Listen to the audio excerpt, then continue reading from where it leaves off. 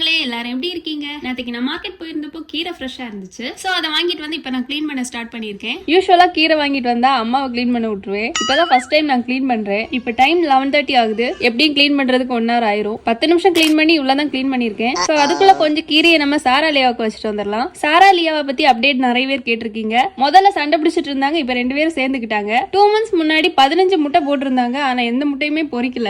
அது எதனாலன்னு தெரியல. உங்களுக்கு ஏதாவது தெரிஞ்சுச்சுன்னா கமெண்ட் பண்ணுங்க. இப்ப டைம் 12:20 ஆயிருச்சு. இந்த அளவுக்கு கிளீன் பண்ணிருக்கேன். எங்க 2 பேருக்கு ஆனதுனால இவ்வளவு போதும். கிளீன் பண்றதுதான் கஷ்டம், ஆனா சமைக்கிறது ரொம்ப ரொம்ப ஈஸி. கீரையை முதல்ல மஞ்சள் தூள் உப்பு சேர்த்து ஒரு 4-5 தண்ணியில வாஷ் பண்ணி எடுத்துடலாம். வாஷ் பண்ணி எடுத்த கீரையை ஒரு குக்கர்ல சேர்த்துட்டு இது கூடவே வாஷ் பண்ண பருப்பு, தக்காளி, வெங்காயம், பூண்டு எல்லாத்தையும் சேர்த்துக்கலாம். கூடவே மஞ்சள் தூள், நம்ம வீட்டுல அரைச்ச குழம்பு மிளகாத்தூள், உப்பு, கொஞ்சமா தண்ணி சேர்த்து குக்கர்ல ஒரு 5-6 விசிலுக்கு ஊத விட்டுறலாம். அப்பதான் நல்லா குழைவா வரும். நம்ம மசிக்கும் போது நல்லா இருக்கும். இதை நம்ம தாளிக்கணும்னாலும் தாளிச்சுக்கலாம், இல்ல அப்படியே சாப்பிடனாலும் நெய் விட்டு அப்படி கடைஞ்சு சாப்பிட்டுக்கலாம். டேஸ்ட் ரொம்ப நல்லா இருக்கும். 2-3 டேஸா எனக்கு கொஞ்சம் உடம்பு சரியில்லை, அதனால முகம் கொஞ்சம் செத்து போன மாதிரி இருக்கும். கொஞ்சம் அட்ஜஸ்ட் பண்ணிக்கோங்க. இதுக்கு முன்னாடியே நான் சோறை வேக வச்சு எடுத்துட்டேன். இப்ப கீரை வைக்கிற கேப்ல கொஞ்சம் ஸ்லாப் கொஞ்சம் அழுக்கா இருந்துச்சு. சோ அதெல்லாம் கிளீன் பண்ணி எடுத்துடலாம். பாத்திரங்களை யூஸ்வலா நான் அப்பப்போ வாஷ் பண்ணிடுவேன். அப்பதான் பாத்திரம் சிங்க்ல சேராம இருக்கும். ஒரு சிலர் என்ன பண்ணுவாங்கன்னா மொத்தமா சேர்த்து போட்டுருவாங்க. ஒரு நாளைக்கு 2-3 வாட்டி சிங்க் ஃபுல்லா நிறைஞ்சிருக்கும். அது கழுகுறதே ஒரு தனி வேலையா இருக்கும். எனக்கு அதே மாதிரி ஸ்லாப்ல கொசன் பாத்திரங்களை நிரப்பி போடுறது சுத்தமா பிடிக்காது. நம்ம யூஸ் பண்ற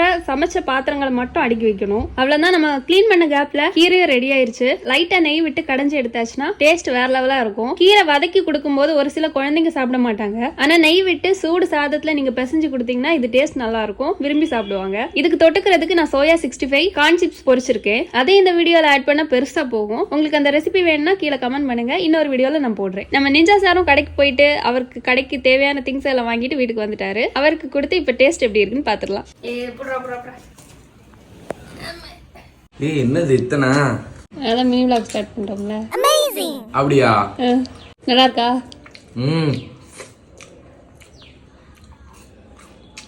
ஜெமி, நீ டெய்லி மினி vlog எடுக்கிறியா? எதுக்குடா?